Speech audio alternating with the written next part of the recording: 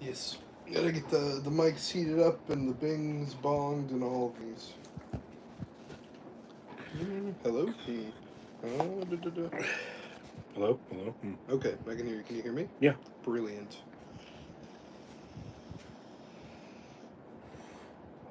Updated the background a little bit. A lot more Star Wars stuff back there now. Yeah. Is it a first Mando? Right? Back Yeah. there? Yeah. Variant cover graded. Nice. Can you make sure my headphones are plugged in? The left side is cutting out.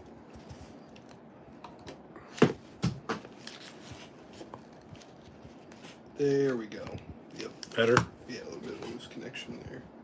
I don't know which one's which. Well, whatever you did, you fixed it. Okay. What?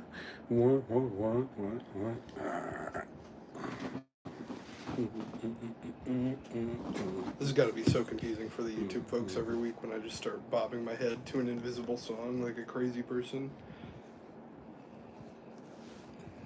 You ready? Yeah. Well, what's up, everybody? It's John. And Gavin. With Let's Open This Podcast. Yes. Episode 19. Episode 19. Before we get into it all, we just want to thank you for listening. Yeah, absolutely. Yeah.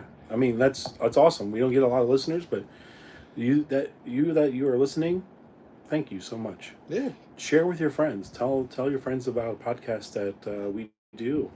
And if you like what we do, but you want to watch us like on a phone or a computer, you can just go over to our YouTube and subscribe there and see all our content opening videos. And then we are also active on Facebook, Twitter, and TikTok. Yes. And Instagram. Yes, where we give away free stuff. Yes. Like on Facebook, we do arena codes, and on YouTube, we do Free Card Friday. Yes. So, and to the one German viewer, listener, I think it's a few. I think it's more than one. or just the listeners in Germany, thank you. Yeah, we've noticed a little outcrop of followers in Germany for the podcast and on YouTube. Yeah, thank you. Send us a message on Facebook. Yeah, it'd be great to correspond with you. Yeah. So, what's new? So, this week we kind of got a little bit different show planned for you folks. Everything is kind of slowed down in the content space in terms of Magic stuff. Actually, kind of a moment of brevity for once. Mm-hmm. I know they're kind of dipping their toes into like aftermath spoilers or whatever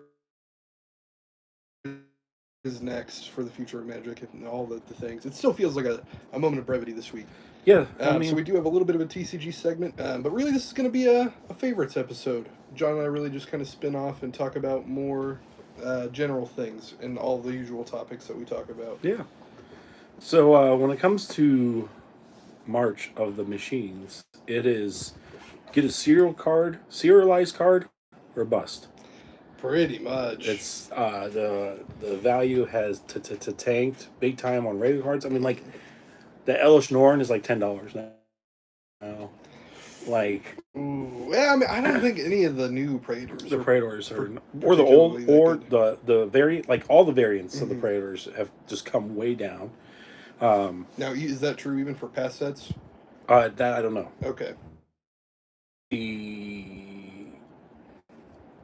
But it's serialized or bust when you open up, and then you might get an uncommon serialized, and it's still a couple $100 if somebody's willing to pay. $50. $50, but yeah. Like, it's basically right now it's Ragavan, serialized Ragavan, and you're good. But there's only 500 of those out there in the wild, and a lot of them have been found.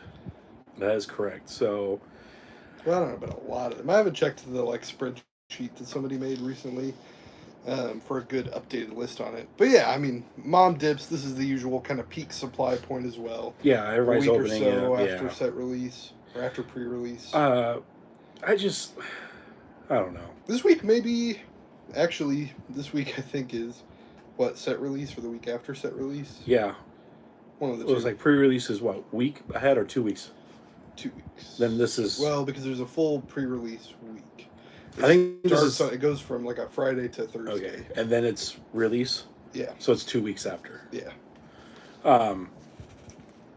The 24th or something. 21st. I don't remember. But I don't know. We've been it hurts my soul when I buy a collector booster for just let you guys know we don't make any money off of YouTube. Not really. So all the stuff that you see open, if it's not given by Jason and that's his product that we're opening, it's our own. Yeah. We buy it, and it just hurts my soul when I buy a collector booster for content, and it's just like Garbage. it's just straight garbage, and you're just like, these cards aren't even like, some of the cards may be playable, but not valuable. Not valuable at all, and that's been the thing with just all the recent standard sets. But I don't know, to an extent, that's also been standard Magic for the last 5 years. I think I think ever since Throne of Eldraine, right, when the collector boosters came out, been a shift for sure. Because you're hit. Well, we were even looking at Throne of Eldraine the other day. It's got like a lot of $5 cards, but not. I'm just saying, like, well, spices. if you take a look at the whole thing, yes, it's down because the economy cards are not something that people are. It's not a necessity, right? So it's already down as it is. But as in your cards holding value, like a one or a foil one, because that was the only two you can get out of a draft box. Now you can get 14 versions of one card. I don't know, but I was looking online. My issue from, I guess, even like just a more casual, non-financial standpoint is it's a lot harder to determine like what the pimpest version is. So obviously you can have like misprints, miscuts, stuff like that. Now you can have some serialized variants. Those are certainly upper echelon of pimp. Yeah. Some people do artist proofs, big into that. So there's a big pimp version. But like even just back in the day, it was like if you had a foiled out deck, that was whoa. Well, yeah, because that was all you can get. But now it's maybe some foil pre-release cards or something like. Right. Like that's like the oh man, you got a stamped. Yeah, there was. So the pre-release card thing hasn't been that big for that long, because they used to do fixed promos in pre-release kits. For a while, everybody would get the same promo, and you couldn't play it in your deck. And that's when you got like Emrakul as a pre-release promo. Okay. Or as like a Johnny Vengeance. I think what was another big one? I think Wormcoil Engine was like another really big one back in the day. But then they switched to doing the like color locked kits, and each of those had their own promo, but they were always bulk rares. Yeah. There was only one that I can remember, and that was Doomwake Giant from Journey into Nyx. That one kind of became popular later on and saw some play. I think it now might be a couple dollars, or it might be a total bulk rare. I don't remember. Yeah. It got up to a couple dollars at one point, but what its price is now, I have no idea. Not the point. Is that they switched into all these bulk rares. Then when Khans Tarkir came out, that is when they switched to like all of the rares in the set. But they did it a little differently still, because those had pre-release kits divvied out based on the clan. So there were 5 clans. Yeah, there was so the it was wedge like set. Yeah. So your pre-release rare could come from that cards of that color, basically. Yeah. So if you had a red, white, blue one, like the Streets of New Capenna. Yes. Yeah. Exactly like that. Yeah. But yeah, looking at Market Watch, or just looking at cost of things, I was on the interwebs and noticed the price of the Lord of the Rings set is high. Oh yeah, because everybody's hype game for the One Ring and all the other serialized. A collector booster box is upwards almost $500. Ooh. So yeah, so packs are going to be like $40, $45. Well, I think the set is straight into Modern, so it's going to be kind of like a Modern Horizons. Oh, okay. I think, because I don't think it's a standard set. No, I don't think so. It can't be. That'd just be a strange. Well, but they did it with AFR. I mean, and that's why I thought it was straight into standard. I don't know. Let's do a quick Google. But yeah, the price of that is outrageous. Hopefully that Jason will let us open up lots of that product. Who knows? He's a Lord of the Rings fan, so I could see him maybe ordering a little extra heavy on that set. Well, I mean, yeah, there's the chance to get the One Ring, but there's chances to get Serialized Soul Rings, which those are going to go for quite a bit of money because there's different variants of that. Yeah. Ooh, it will not be standard. The cards will be legal in Modern and Commander. So yeah, it's straight to Modern, Legacy, Commander. So Eternal legal. Okay. Yeah, that's. I just saw. It's just crazy to me that it's just getting priced like in this time and age. Like stuff's getting priced out of being affordable. When it's a luxury good. It is a luxury good, but it's just like That's always been the give and take. I think most Magic financiers would make the argument and take the stance of like, wow, like Magic is clearly, wow, some people would trivialize it and call it a children's card game. Not really for children. no It's definitely meant more for older teens or adults who have disposable income. young adults. Yes, young adults. Or people who can afford it, basically. It is a luxury, and yes, you will pay a premium to play this game because it is, by their assertion, the world's best game. And I go back and forth on whether or not I think Magic is the world's greatest game. I held that belief, I think, for a long time. It's waxed and waned as time comes and goes. However, I get that point. But I also think the real beautiful part about Magic the Gathering is the memories that you get to make while playing it. Yeah, Who playing you're with your playing it friends. with. That is the gathering. Who are you pissing off with your deck, or are you getting pissed off because of somebody else's deck? How many friendships have been destroyed by playing games? This is a good opportunity to veer into the evolution of the Space Baby Menace. That is John's 5-color Child of Alara deck. Yeah. So, we've been working on this deck, and it's basically Child of Alara stacks, Land Destruction, and boy, does it not make the local playgroups happy. Yeah, it's. And I call it my triggers deck because it triggers people, and it has, and it's awesome. Oh. Like that deck is not meant to win. John's assertion is that those cards were printed, and therefore it's fine if I use them. Yeah. Because they're not banned. They're not banned. They were made to be played. If they didn't want that mechanic, then Wizards of the Coast wanted to put it in the game. I don't know. But it's fun. Like, the deck's not made to, like, win. I mean, I have one. Yeah. It's a deck of attrition, where it's kind of like, I just wear you down till you scoop kind of thing. So John has finally is beginning to understand. I'm beginning to mold him into a little Magic the Gathering fiend. And he finally understands how control decks work. Yeah. Yeah. And yes, this one does it by slowly, I don't know, like an anaconda, right? Just slowly squeezing you out. Yeah. But sometimes you run out of steam with that deck. Yeah. It definitely needs some more ways to draw cards. It does need ways to draw cards. When you exiled my graveyard, that kind of hurt big time because I had that in my hand. I was waiting like because I was trying to get the lands back out of my graveyard. Mm-hmm. Because I knew those were lands I can just boom, boom, boom, boom, boom get. And then I was going to play on 2 more turns, and then a fellow player played whatever land that exiles. Oh, yeah. It was Bog. Bajukabog. Yeah, exiled my graveyard, and I was like, oh, that sucks. But I tell you what, that game was so... I enjoyed because that was like... The deck was doing its thing. Like, it was running pretty good. It was doing what it was. I had He's had a lot of games where he just gets the shit pushed in. Yeah. Oh yeah. So it's been every time we play, we'll maybe make a little tweak, or then I'll do some research and okay, then this is gonna be a good card to include. Slowly add them, and it's gotten a lot better. It looks a lot different than it did when you first threw it together. Yeah, it's fun. I like playing it. So I built a new deck.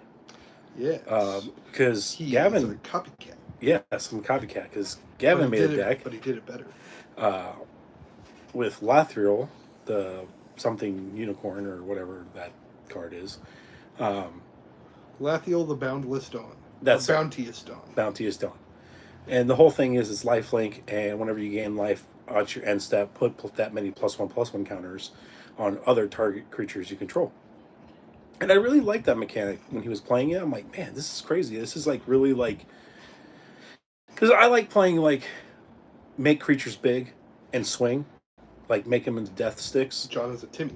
Yeah, and that's why I like my Gala deck, whatever, Gallia, because you just pump up your commander and swing once and you win the game, if they can't block or whatever.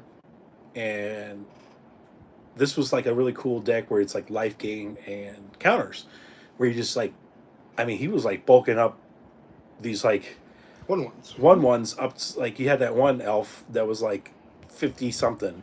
I'm like, oh my god, this is crazy. And this was Gavin building it on a budget too. Yes, this was the $30 deck that cost me $75.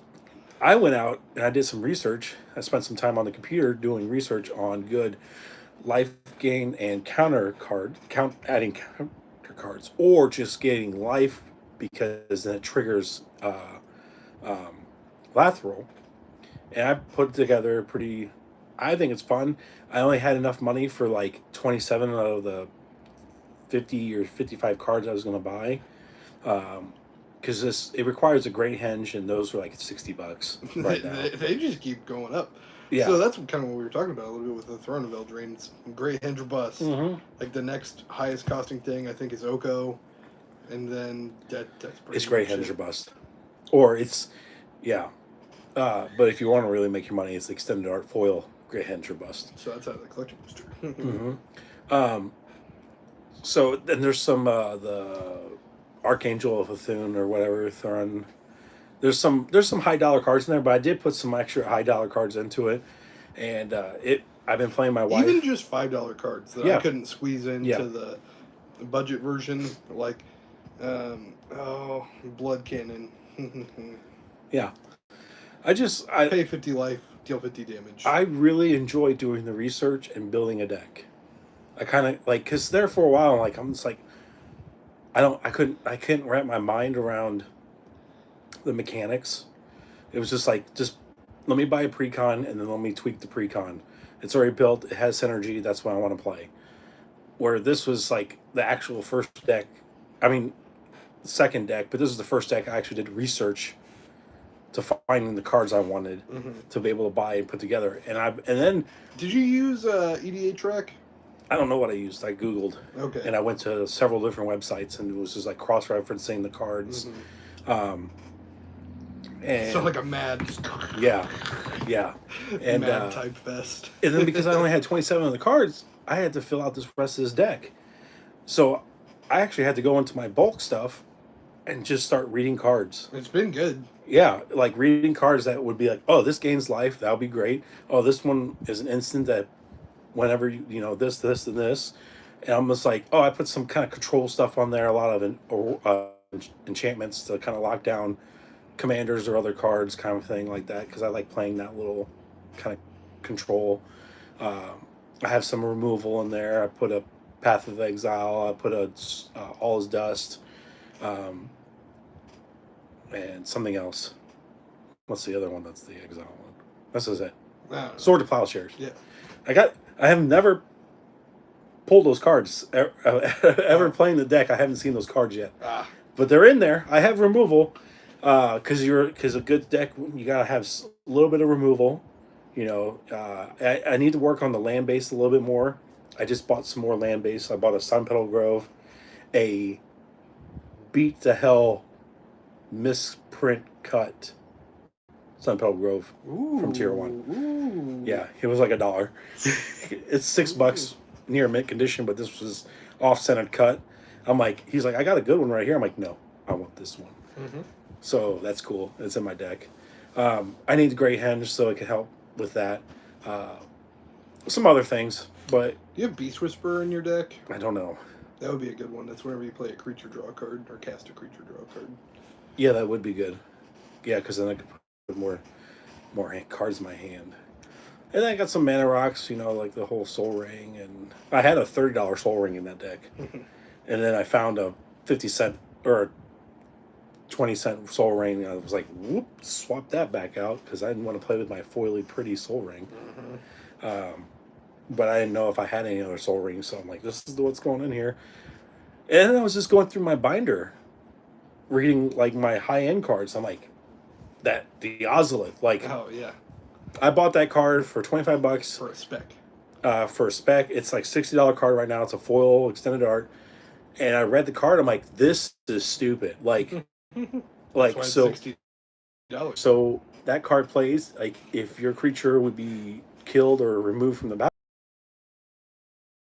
battlefield, place all of its counters off of it and place it onto the Ozolith, and then at the beginning of your combat step, go ahead and put those counters onto whatever creatures you want to control, so you don't lose your counters unless somebody destroys your artifact. But like, it was really fun to kind of like, it was nice to like, my mind was clicking of like, yes, I knew it would just take time. Yeah, This is a big journey we've been on because John and I started. When we started, we just played like what random groups of, or no, Planeswalker decks. Right, they were still doing those. Planeswalker decks is how you got back into the game. Yep, and Core Set 2020. Yes, and slowly but surely kind of worked our way into Commander. Played a lot with Commander precons. Yeah, And Jumpstart, we've done a lot of Jumpstart. that's fun. Jumpstart's fun. Yeah, And we played some Arena too. Yeah, I don't know. My favorite format is Commander. I don't, or actually, it would have to be Jumpstart. Yeah. And then Commander. Jumpstart is the most fixed version of Limited. Yeah, because I mean, and then I feel like it's the more balanced. If you're getting better, maybe we wait till you're a little more comfortable. It'd definitely be worth it to try to draft again, because you're starting to kind of piece together synergies a little bit more. That's what draft is all about. You got to pick the best cards for whatever strategies you can see. Now, we did that one draft one night, remember? And I, with Brothers War, several times, 2 out of 3. That was pre-release, or yeah, that was pre-release. That's not drafting. I'm sorry, but that was still looking at the cards and putting them in the deck. Yeah, you did really good. Because I had that Angel that I thought wasn't good, and then I was like, oh wait, no, this is really good. Yeah, it was absurd. But Commander is definitely a pay to win. Yeah. Because I seen one of our friends. I was at the Kingdom one night playing this, and he turn 2'd, won the game. That's a CDH deck. Yeah, it was. It was expensive land, Soul Ring, into a card that exiles your, into a card that says if you draw and you have no cards, you win the game. So it was turn 3. That's Oracle. And was it Ed? Yeah. Okay. I didn't want to say names. Yeah. So he Thoracled. Yeah. I remember the card. So turn 2, he basically won the game. Yeah. He had to wait till turn 3 to draw his card, but he was playing somebody else. Well, that's always dangerous. I mean, I don't know. Yeah, because what if you? Because if you would have, say you had a Path to Exile and you exiled that creature, then next draw step you lose the game. I've done that before, and I've had it go horribly wrong. So I did it with a leveler one time. I don't remember if I ever told you about it, so I maybe did. But so I have a version of that combo. It doesn't go off on turn 3. But I didn't have any of the things that say if I would draw a card and my library's empty, I win the game instead. But somebody Chaos Warped a permanent of mine, and then my leveler came out of the deck and then exiled my library, and I'm like, oh, fuck. Like, I'm just done now. I'm like, if somebody could kill this, I would love it. But even then, no, because my library's gone. My library's exiled. I have no hope. Yeah.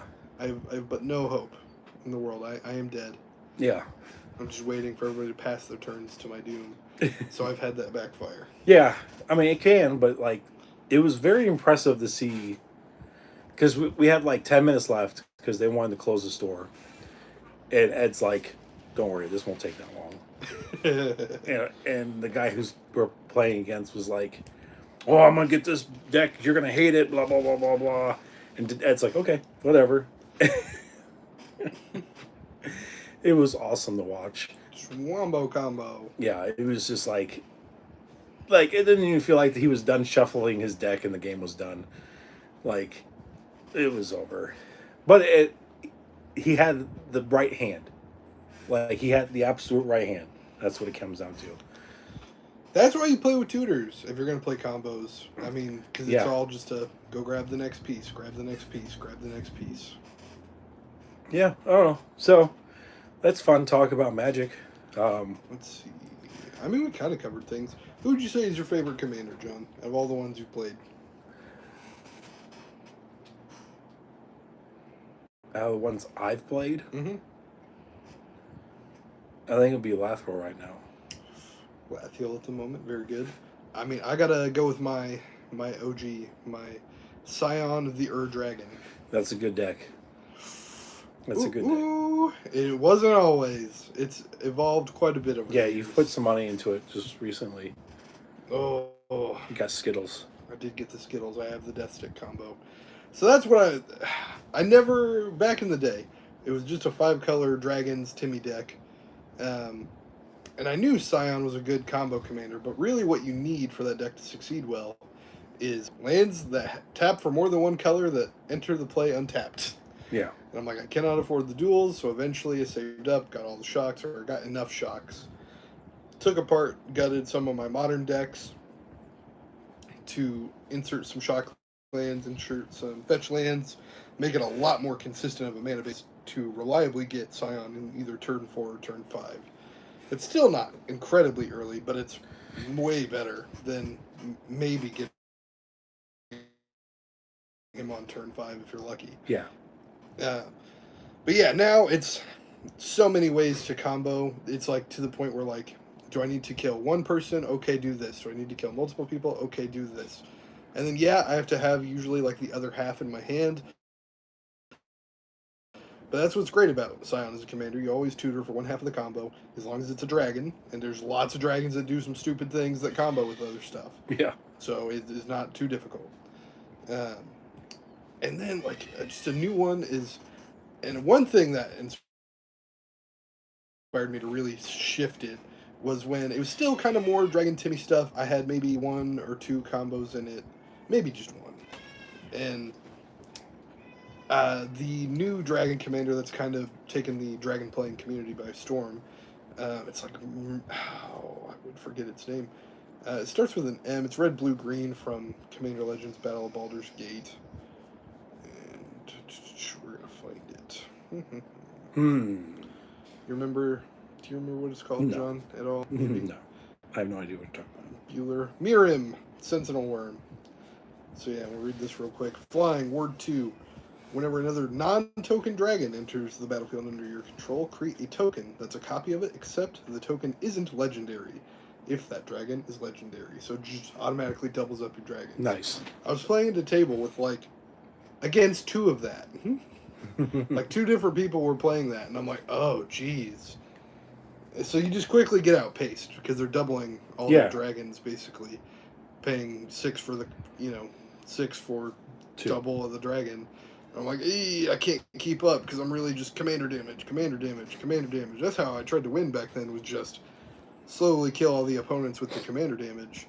Or at least let one person take another out, try to chill, maybe build up a little bit of a board state, then clean up with some commander damage, and ultimately a big Atarka swing, hopefully. Yeah.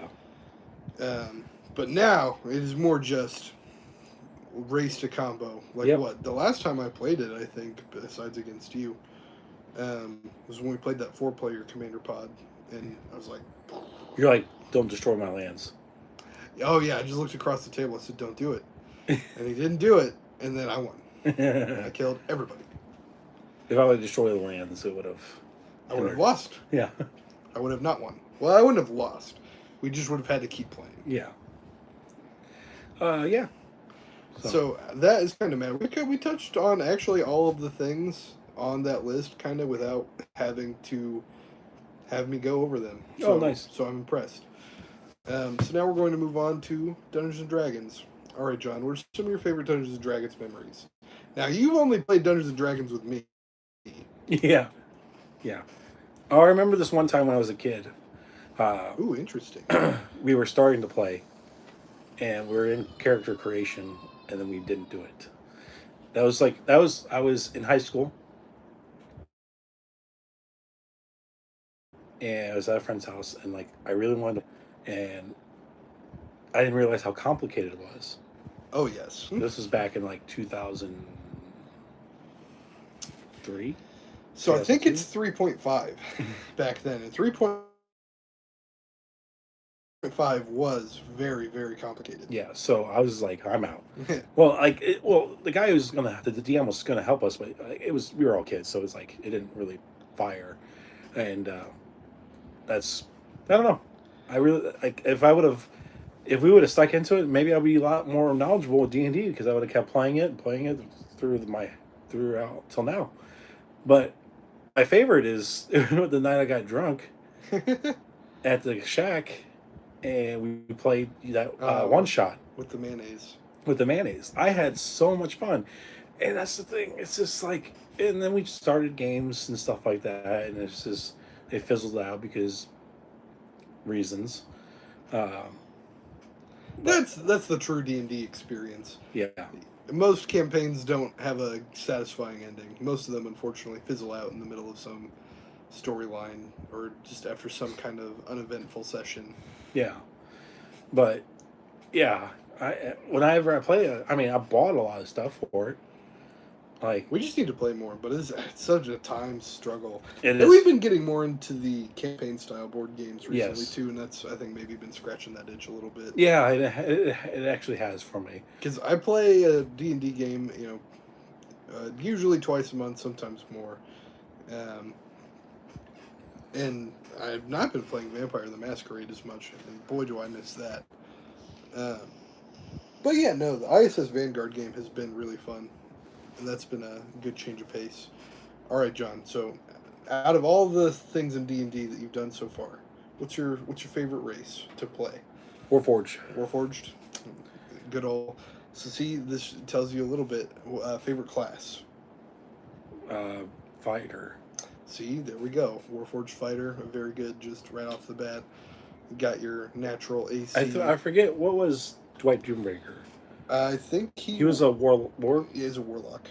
Blade Singer or Hexblade Warlock. Yeah, that's what it was. See, I really like where that story was going. That was, the Stranger Things D&D was pretty fun. Like I thought that was neat. That was fun. It was a got Holly. She wants to play. Mm-hmm. Got Holly into D&D.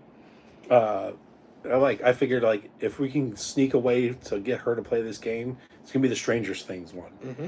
and it turned out it worked, and it turned out to be really fun, a cool little. It took about a couple sessions. Yeah, it's supposed to be ran all at once, but that would have been a real long night though. At least the way I did it. Yeah, because then it was like, it would be like create or like you're about to have an encounter, and there'd be nothing. Yeah, it's like so you had to like come up with the encounter. It did say that. Yeah, that's why I stopped it there. So there's a point in the game where they go through a maze, and then they get to the Upside Down, and then it just says run some encounters in the Upside Down, and I'm like, awesome, great. I wish I would have read this before.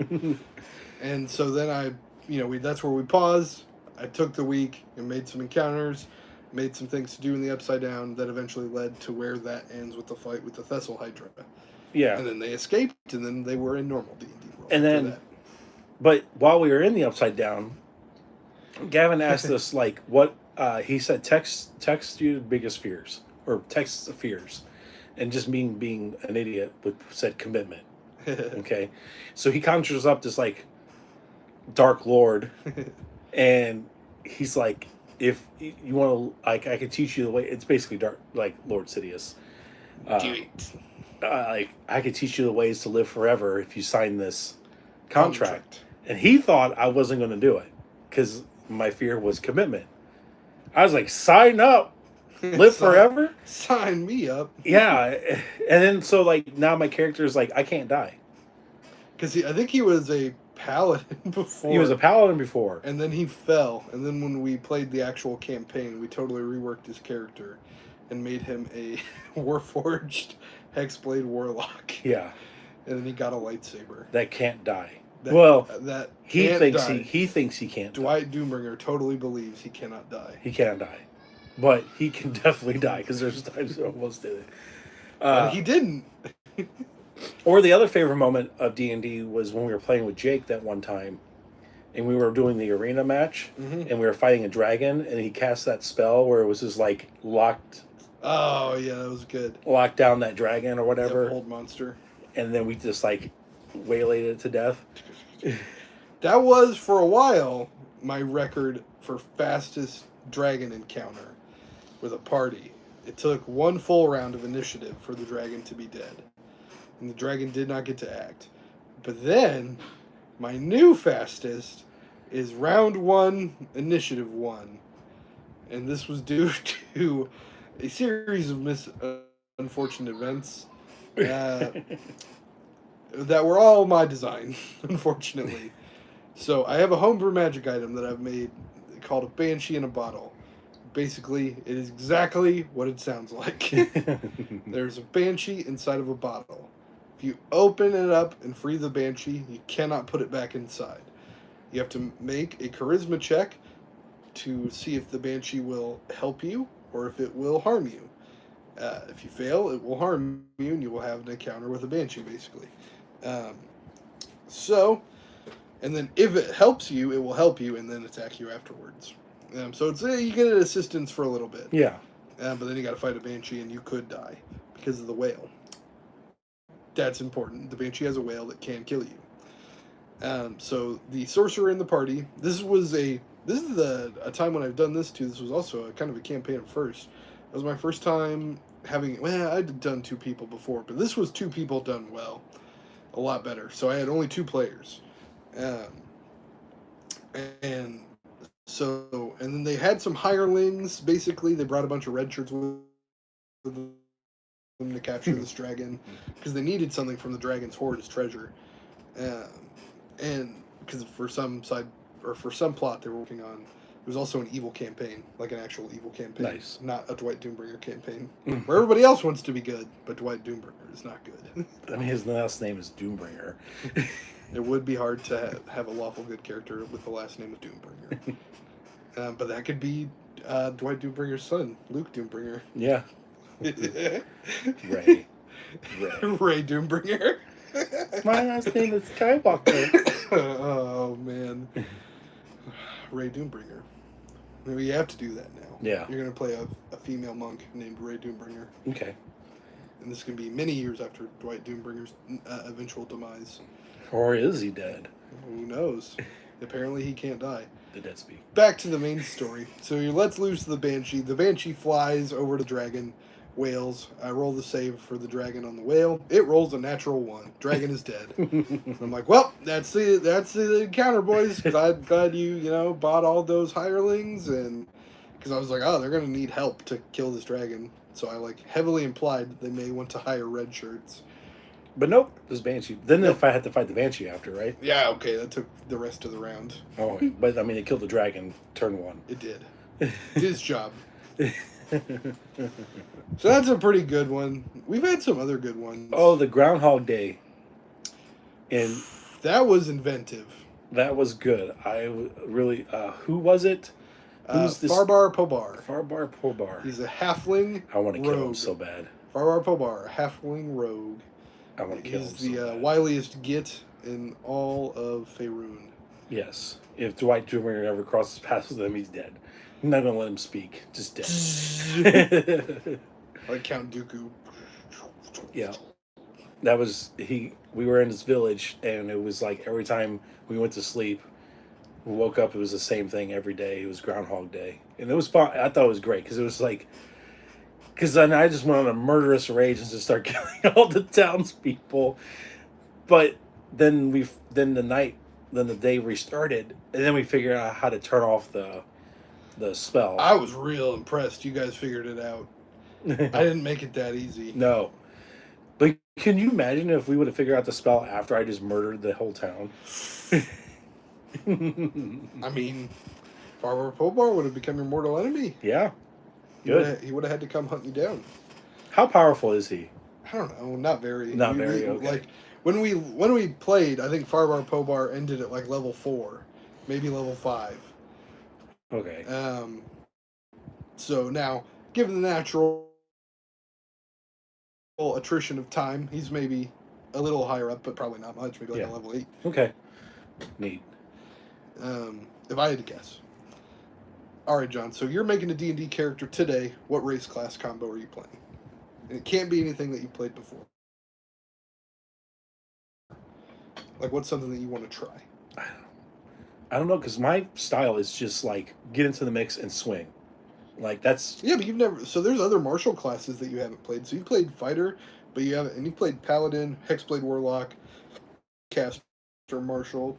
that's just what I like. That's this. But you haven't tried barbarian. You haven't tried monk. That's, Well, monk is with fists. Yeah. Like you haven't tried rogue. Yeah. Rogue can be very explosive. Really? It was with the sneak attack. That's kind of their big thing. Is how they. What's get the least massive favorite damage. race or class to be played? Cleric. Cleric. That's me. I've never played a cleric. I think that's what I would want to try, especially in a party of people who are like murder hobo-y. So you could tell a deep conflicted story with this cleric, like somebody who is lawful good. He wants to do right, but maybe he's got a dark shadowed past that he's trying to redeem himself for. That's a little maybe more Oath of Redemption paladin kind of arc, but it could work for a cleric too, I think. Okay. And he's like maybe his penance is that he travels around with these people and tries to get them to do good. No, what's that new character, the new race that has guns? Or the new... So Spelljammer? The Spelljammer, yeah, I saw in the book. It's not a race. It's not a race, but the class. Isn't it a certain class? Is there a gunslinger subclass? I just saw a picture. It could be. Jordan showed it to us, and I'm like, that's what I want to play. Is it a hippo? Yeah, I think it was. Or I want to be a turtle man. A turtle? No. I played a Ninja Turtle a few times. Dragonborn. Yeah. Dragonborn. I love a Dragonborn. That would be cool to... That was my very first D&D character. Really? I played a Dragonborn fighter named Kashar of Turianma. Nice. He was red Dragonborn, so I could breathe fire. Oh, you get to choose? What? Yeah, you get to pick what color you are. And then the Dragon book that they made, I don't remember what it's called, but they made a Dragon book. They added gemstone Dragonborns, so now they have a lot more options. Okay. So yeah, you get to be either chromatic colors, metallic colors, or gem colors. And then each color does a different breath weapon. Oh, nice. Yeah. I want to be the rich one. The rich one? So it sits on a pile of gold coins, like smog. Gunslinger, yeah. Yeah. Yeah, 10. It's a fighter subclass. Gunslinger / Psy Warrior. So there you go. Yeah, that would be fun. And the Gunslinger's like back from 3.5 in Pathfinder. But yeah, that's what I think I would do is Dragonborn Gunslinger. That'd be cool. Like so model them after like Din Djarin, like interesting. Wild West. Yeah, like a Mando sort of thing. Just and then Wild West. Instead of a flamethrower, you're a red Dragonborn, so you breathe fire. Yeah. And instead of Beskar, you have your natural scale armor. Yeah. Passed down by my ancestors, my birthright. That'd be a cool character. That would be cool. Yeah, just a bounty hunter, loner, gunslinger, and then he finds a little goblin. Oh, there you go. A little goblin named Grogu. Look at this. Story's writing itself. Wow. All right. Or should we just play the Star Wars role-playing game again? What did you think about that? I liked it. I thought the group was too big. We did have a group that was way too big. It was too big. I bit off way more than I could chew with that group size. If it was like 4 players, it would have been perfect. Because we would have stayed on track. And any 4 of the players. Yes, any 4 of the players would have been fine. Like, it didn't matter which ones. We were just too big. It was too big. It was not enough time to focus on individual characters because in that game, it takes fucking ages to make a character. I mean, what? We did it for like 4 or 5 hours that we Yeah. were at it making the characters. And man, and it's mostly because we're all inexperienced. Only one person in the group had ever played before. And it was good to have them. Yes, oh, it was very useful. Yeah, that was a big help. Especially setting up the characters, because man, there's so much I would have biffed. And able to point out some helpful online resources to like, there was a good cheat sheet on like, boom, boom, Yeah, that boom, was boom, boom. I liked it. I thought it was fun. Like where we were going, we were doing. I like the story. And we played in the Mando era, Yeah. the Imperial Remnants era. So that was cool. Yeah, it was neat. We just had. I had a Z6. John did have a Z6. I spent all my starting currency on a Z6. But you guys also had a good ship too. Yeah, we did. It took ages to pick out a ship for them to get. So like, I want to give them a ship because they need a ship because it's not Star Wars if they don't have a ship. Yeah. And they got a crate ship and a crate gunship, and those ships were used by like Jabba the Hutt's like enforcers. We didn't get like, one of those. What We did got. you? Oh no, you got the Imperial ship. Yeah, I don't know where it's at. Yeah, because I forgot. Because we found the warlord, and it was Right. Because we were gonna do the crate, but then for some reason somebody was like, "No, we shouldn't use this one." And I'm like, "Well, fuck it, fine, we'll do this one." It was fine. Like it wasn't like super OP. It had enough storage when we wanted. It only had a few cannons, Yeah, and we had to buy missiles. yeah, it wasn't well. It wasn't armored, or wasn't armored. Like because it was retired. It was, yeah. basically the New Republic had it, and they gave it to us as a loan to hunt down the remnant, which is kind of weird. That's kind of what they're doing with basically. Yeah, so yeah, we did that. That was pretty fun. But the group was it was too much. And then scheduling conflicts and Oh yeah, there was 8 players, yeah. and then you're trying to get 8 different people with 8 different schedules to show up on one day a week. That's just It worked for a little bit. yeah. My character was addicted to spice. Yes, and then slowly getting unaddicted to spice because we had a doctor in the party who was helping him. And then we had some Force users who were kind of like on their way to becoming Jedi. I did this cool arc with, we had one Tusken Raider in the party. That was neat. We expanded. I wanted to kill him too. We expanded some Tusken Raider lore that they built on in Book of Boba Fett, and made like a secret kind of El Dorado. Yeah. A little place hidden in Beggar's Canyon that you can get to by wandering through some caves, a kind of underground city. Yeah, it was fun. So that was neat. I wish we could have gotten off of Tatooine. Or I guess we did eventually. We did. We went to that planet where we made the find lightsabers. Sabersmith. She was the dark side user that Right. was trying to hide or just be retired or whatever. Yeah, that was good. That's about where we ended. That's exactly where we ended. Everybody got lightsabers and we're done. Yep. Because that took fucking forever. Yeah. I made one to go on the end of my Z6. That was a debate. Yeah, it was. Everything was a debate. Everything was a debate. Yeah, it was good stuff. So, yeah, I think that's because we're running out of time on our Buzzsprout. Oh, we're going to wrap it up? We have like so much more. We'll save it for next time, Yeah. I guess. Yeah, I hope you guys enjoyed cut this off here. episode. Where we just chit-chat about nerd stuff. I got so much more. So next time, so we got up to tabletop role-playing games this time. Next time we're going to cover board games. I got a whole bunch of stuff for that. Video games. And then lastly... Oh, the new Star Wars game comes out soon. Yep, some Star Wars, Game of Thrones, MCU, DC stuff. Oh, you thought we were going to blaze through that, huh? Well, I didn't know. Yeah, I didn't know. But that's why I created this list. I thought it would be good to help guide a conversation in a week where it's really a slow news week. So we're like, yeah, we'll just kind of have a fun conversation about some stuff, and we figured it out. We got here together. Yep, awesome.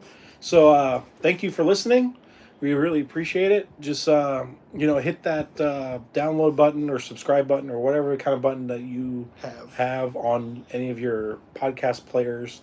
And if you want to see us see us in person, go to our YouTube channel and subscribe there. So thank you again. Thank you so much. And as always, bye-bye. Ooh, that's a wrap, YouTube. Thank you, YouTube. We'll see you.